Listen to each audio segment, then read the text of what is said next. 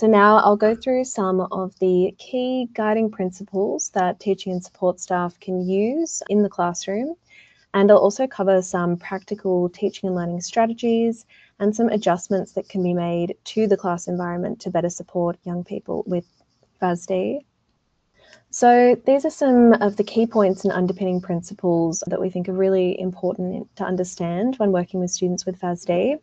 So firstly, as you can see here, there is no single or typical pattern of impairment in FASD, unlike what we might see in autism spectrum disorder or ADHD. And this is essentially because the specific impairments or impacts depend upon a number of factors, including timing and amount of alcohol exposure in utero, genetic factors, and so on. And as a result of this, each person with FASD will have unique strengths and challenges, and they will require different types of support. So if you have worked with a student with FASD in the past, you might already be familiar with this, and you might know that what works for one student with FASD may not work for another. So individualizing that approach is really key. And secondly, as we touched on earlier, it's important to understand behavior with a FASD-informed lens. So rather than viewing it as deliberate misbehavior, a helpful phrase to keep in mind here is think brain, not behavior. And what this phrase sort of encourages you to do is to reframe what might look like challenging behavior and approach it with that FASD-informed lens, which sort of helps you to understand it as a consequence of FASD's impact on the brain. Thirdly, because the pathway to receiving a formal FASD diagnosis can be quite long, it's really important to begin implementing strategies as soon as FASD is suspected. And many of the strategies that we discuss are broadly effective, and they will benefit all students with other neurodevelopmental differences or additional learning needs. So there's not really a downside to implementing these strategies early because they really are designed to support all students. And lastly, a really important note is to not remove supports or scaffolding once a student begins to show improvement. So it can be tempting to take that away and see how they go on their own, but often it's the supports or scaffolding around the student that's enabling them to improve, and the progress is sort of a result of the supports in place. If these strategies are removed, the student just simply doesn't have the appropriate support that they need to sustain the improvements, as the underlying challenges are still there.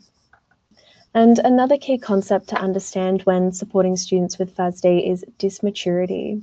So you might already be familiar with this concept, but dysmaturity is one of the only cross-cutting features of FASD, and it refers to an uneven developmental profile where skills develop at various rates depending on an individual's pattern of brain impairment.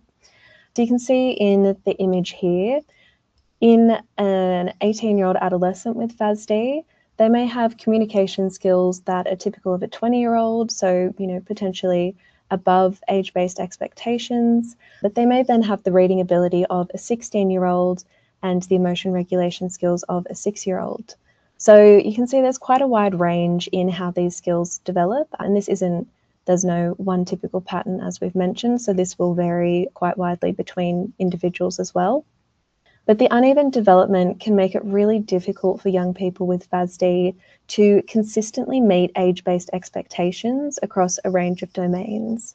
And this also helps explain why young people with FASD can sometimes appear very capable in certain domains and be unable to meet age-based expectations in others. So it's really important here to adjust expectations to match the student's developmental maturity rather than their chronological age. So in practice, instead of assuming that a young person should be able to do something because they're 11 years old or they're in year 12, it's really important to take the time to understand each student's developmental level across a range of different domains and sort of get to know them to help align your expectations and then choose the most appropriate strategies to support them. So these are the 8 magic keys, and these sort of underpin all of our strategies. They are a really, really helpful resource to have. They were developed by Deb Evanson and Jan Lutke, and they're guidelines or principles that are considered best practice in supporting young people with FASD.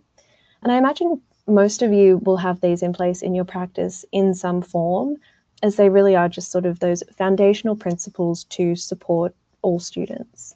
But especially so for students with FASD, these keys are really, really helpful, and they should always underpin your approach to working with students with FASD, and they can be applied in conjunction with more specific FASD-informed strategies.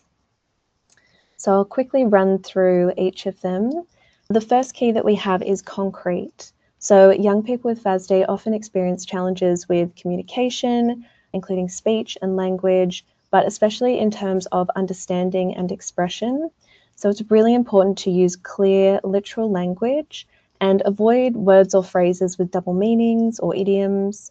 So for example, instead of saying settle down or behave yourself, it's much more helpful to give a really direct instruction like please stop talking or sit in your chair, just really cutting to the point and cutting out all the extra. The next key is consistency. So students with FASD often have difficulty generalizing learning from one situation to another. And because of this, they benefit from really predictable environments and minimal change. And consistency in language is also really important. So when school staff and families can use the same words and key phrases for instructions or timetables, whatever it might be, it can really help reinforce learning across different settings and just minimizing opportunities for things to get confused. And the next key that we have is repetition. So students with FASD do have chronic short-term memory problems, and they may forget things that they want to remember, as well as information that's been learned and retained for a period of time. So this means that skills and knowledge often need to be retaught multiple times before they're consolidated into long-term memory.